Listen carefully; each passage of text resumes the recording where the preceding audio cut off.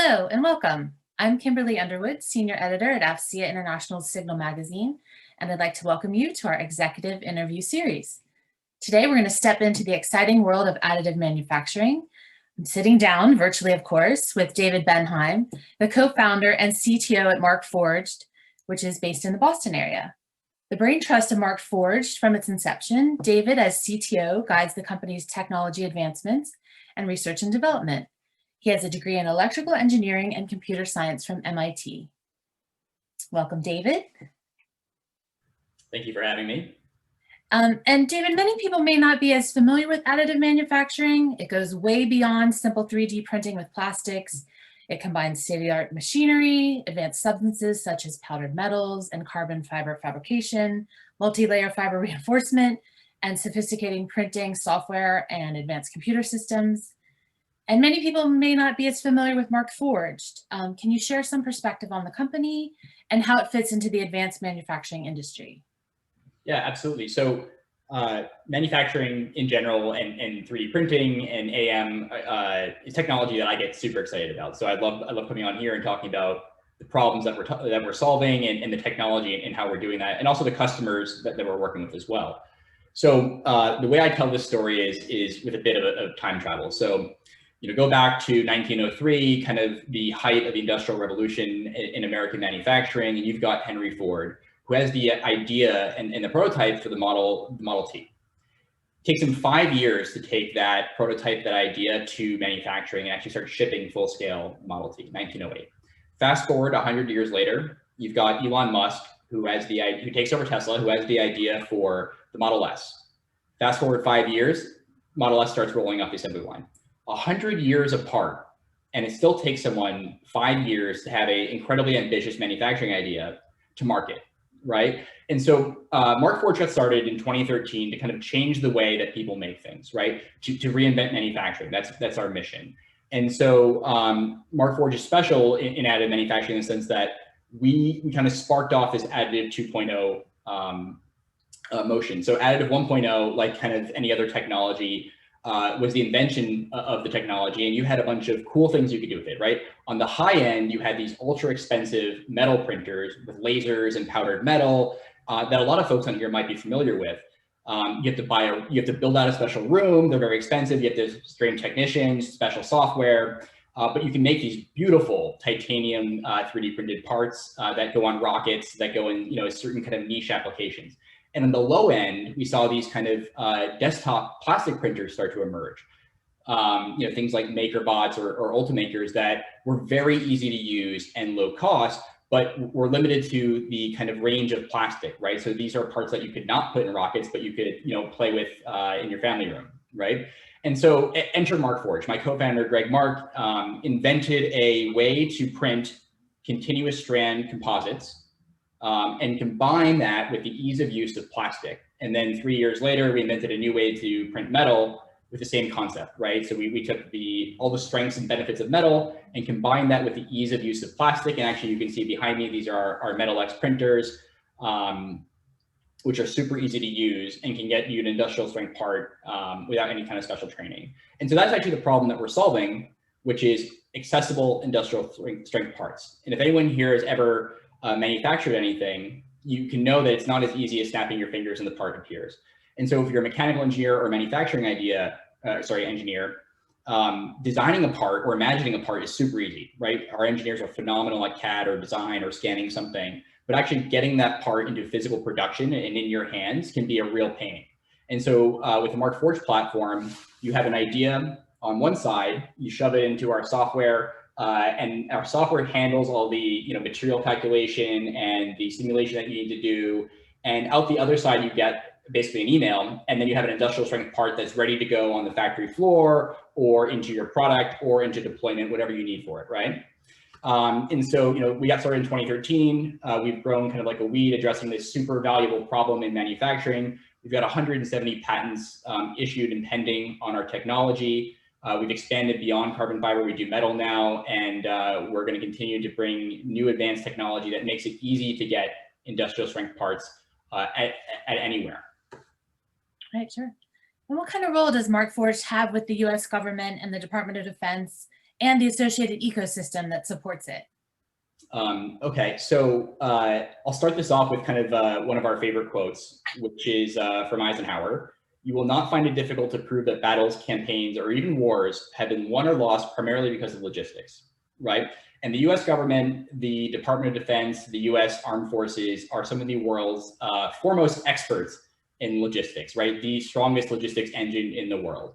And what I just talked about, the accessible industrial strength parts, is a secret weapon in the war against logistics, right? If you can manufacture a industrial strength part at the point of need, then it actually changes the way you can think about your supply chains or your logistics, right? And speaking about supply chains, the world just kind of witnessed, two kind of events that have proven how brittle our global supply chains are, right? The first was COVID-19.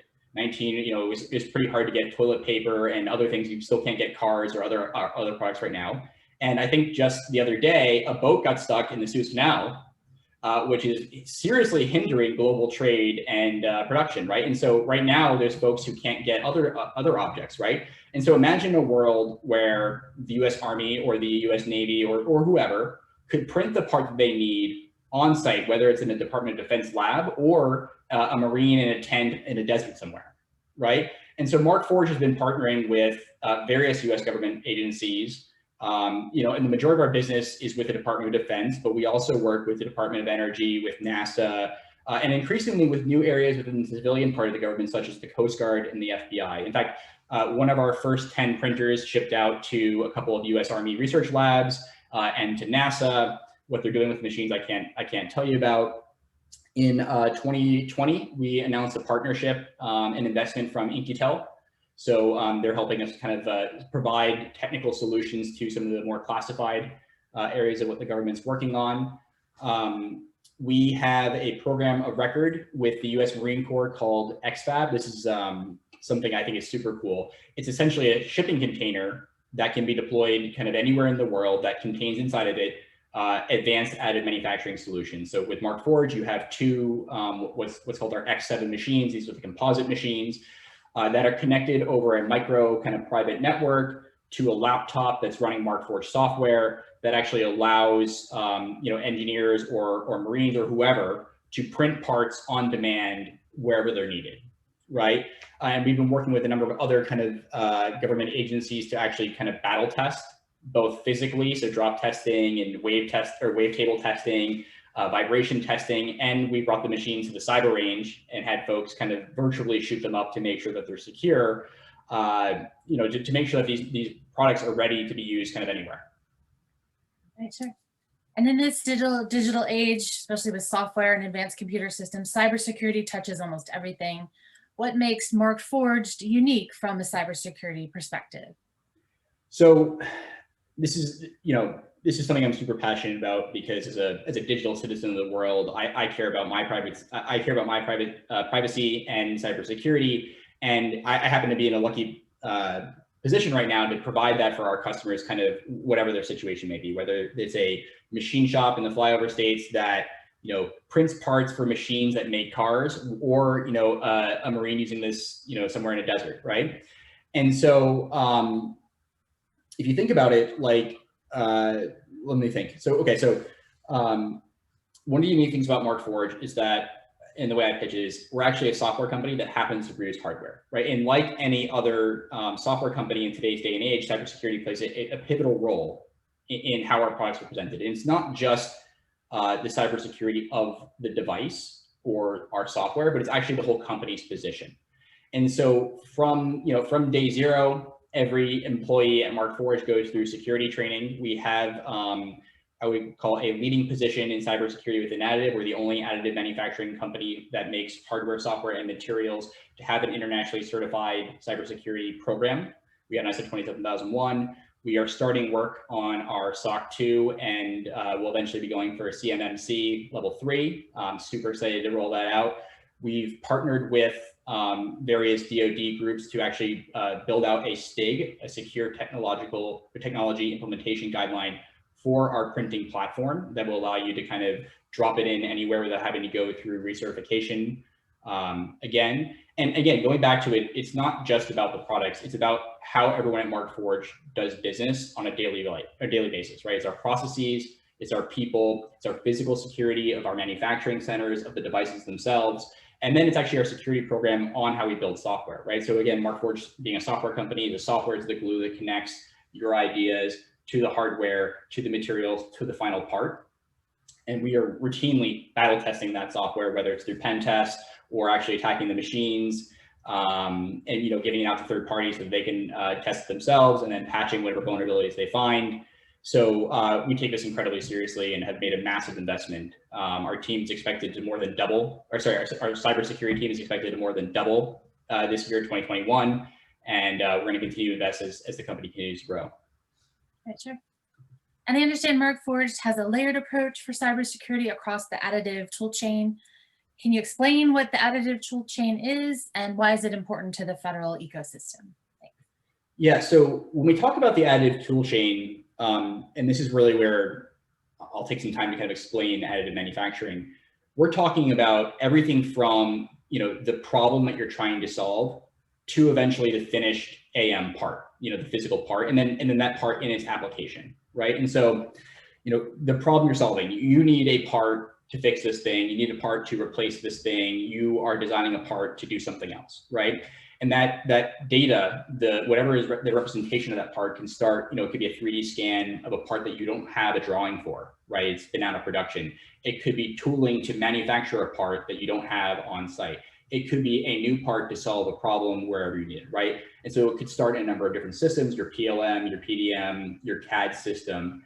And that data will then flow, either over the network or SneakerNet or on the same PC to a piece of additive software, right? And this software is essentially what preps that geometry or that file to be manufactured on the end device, right? And this is where you're doing a little bit of your DFM and design for manufacturing, and a little bit of your simulation. So it could be FEA or any other kind of simulation you're actually doing on the part to make sure it'll work.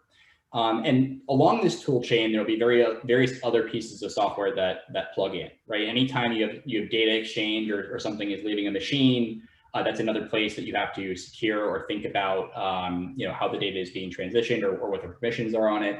And then eventually, at the end of that kind of software tool chain, you have a file, right? And that file is, and the way I describe 3D printers is they're compilers for physical objects, right? So in software, you have source code, compiler, and then an output executable, which when executed by a computer does something. So in this case, your executable is this build file that when executed by a 3D printer produces a physical part, right? And so that build file is transferred to the printer in a couple of ways, through the cloud, through a private network, over SneakerNet, on a hard disk drive or USB key, depending on what your metric is.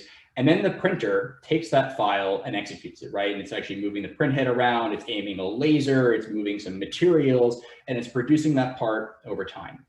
And these machines have sensors on them to kind of guarantee that the part you're producing is accurate or in spec or things like that. And these machines are potentially also communicating with other systems, right? It could be your manufacturing data system. So it's sending that sensor data somewhere, it's reporting progress, it's reporting material usage. It could be saying, hey, I finished my job, it's ready to ship to your ERP system. And at the end, when the light goes green, you get an email saying your part is done, you have a physical part at the end of the day. And so if you think about that kind of full tool chain, in all of the surface area where it could possibly be attacked in various permutations or deployment of that tool chain. Like I said, you unload this XFAB, trailer somewhere, and you've got a machine that you set up and you start working on it, right?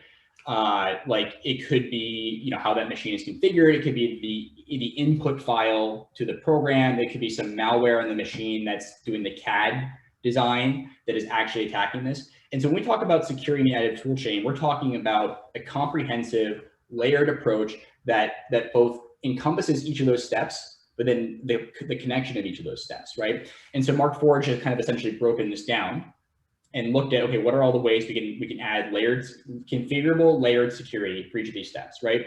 So if you're using our cloud platform, we've got end-to-end security there. Your files are uploaded, securely transmitted to the cloud, it's encrypted both in transit and in storage. You have permissioning on who can actually access or view that data or interact with it, where they can change it. You've got kind of access control logs of who did change things, right? If you have a bad actor who somehow made it into your facility or your software and has decided to weaken your part somehow, or actually, delete some data, that's another element here. We can detect that. Or if you're using our offline platform, which I'll talk about a little bit later, same thing. The parts are encrypted in transit, and then actually the build file here, this executable piece I talked about, is also encrypted. So if somebody were to intercept your USB stick or man in the middle of your network, and they were to intercept this build file, if they tamper with it, the machine will reject it.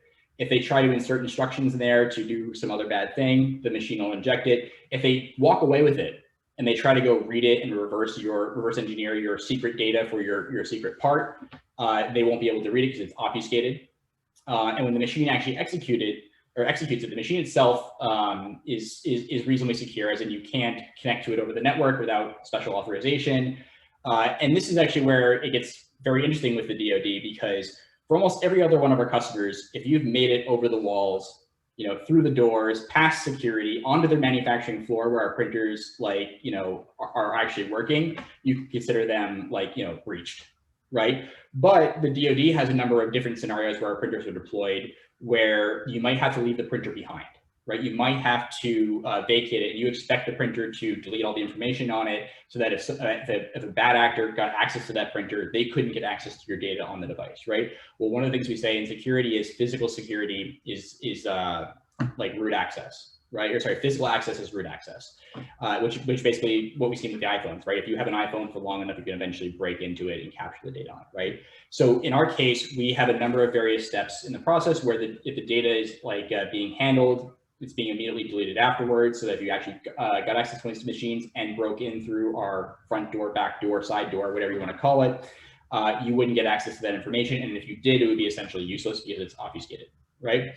And then you've got kind of these physical parts that are going to come out, which are being used in critical applications, right? Whether it's a tool on your manufacturing line, or it's a part for a Humvee, or it's a wrench to screw something in, you need this part to perform, right? And so, one of the things that the DoD is also concerned about is attacks on the actual strength or structural properties of those parts, right? Imagine you somehow weaken the data or the part there. And for that, we have sensors on the machine that are actually monitoring the part while it's in process. This is what we call a blacksmith. So the X7s have a laser micrometer attached to the print head. The laser micrometers are traditionally used for measuring the flatness of hard disk drives while they're being manufactured. And so while you're printing this part, the laser is scanning the part to make sure that all of the features are the right geometry, the right size and tolerance. And in the case you're using continuous fiber to make this part structural and useful, it's verifying that the fiber is actually being placed in the right way, right? So if a bad actor somehow corrupted your build file and made it past our security, or they purposely printed a bad part, the machine would detect that and throw a flag, right? And so when the part is actually done, you get a guarantee from the machine that, hey, this is good, you can use it in your application, you're all set, right? So when we talk about security in the Additive Toolchain, we're talking about solutions for every step along the way that is customizable for how you are deploying our technology in the field. And David, how can technology like this be adopted by federal organizations or DoD, which operate on private networks, tactical environments, or offline completely? Great question. So I might have mentioned this earlier, but Markforged was initially a cloud-first company, which we've had to hold hands with the manufacturing industry to kind of walk folks through what it means to enter into the industry, factory 4.0 kind of world.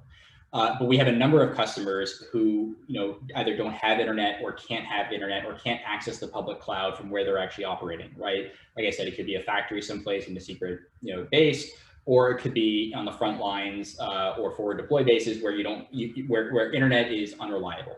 And for that, Markforged has essentially cloned our cloud offering technology into a offline deployable package.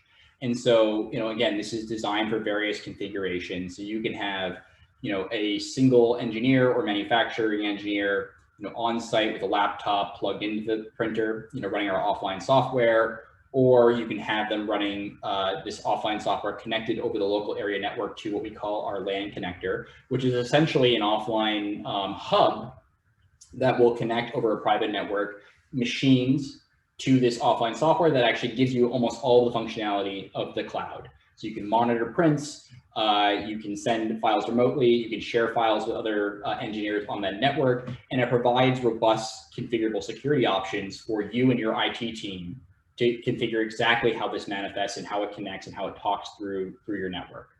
And this has actually allowed customers to take our solution to kind of extreme conditions, operating environments, and continue to be productive and to continue to support various manufacturing or supply chains wherever they need it. Okay, sure, thanks. Well, thanks, David, for speaking with us today about additive manufacturing and Markforged. For more information on the company, please visit markforged.com. Thank you and have a good day.